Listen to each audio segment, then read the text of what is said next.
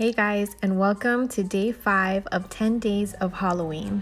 Be sure to learn all about the giveaway that I'm doing by reading all the information in the description box down below.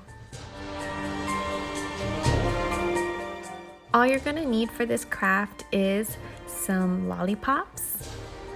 I like using the Tootsie Roll lollipops because they're a good size. You're gonna need a Sharpie, some ribbon, and some tissue. I'm sure you have that at home. This one is probably the easiest craft.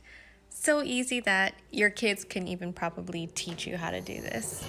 All you need to do is lay down 2 tissues, one of them in a square, and then the second one you're gonna lay it as a diamond right on top. You're gonna grab one of your lollipops and place it in the center and fold over the tissue and tie it with a ribbon. After I bunch it by the neck, I give it a little twist, and this helps to keep the tissue in place for when I am tying the ribbon.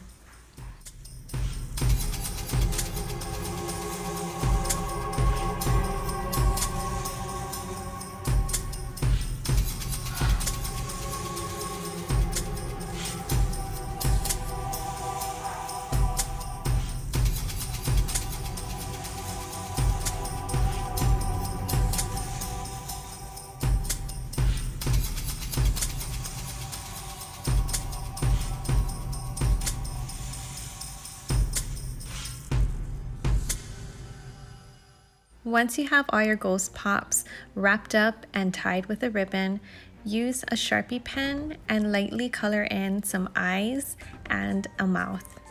Make sure you're using a very light hand when coloring the eyes and the mouth because the ink from the Sharpie will bleed through the tissue very easily and quickly. And there you have it. These little cute suckers are ready to be handed out.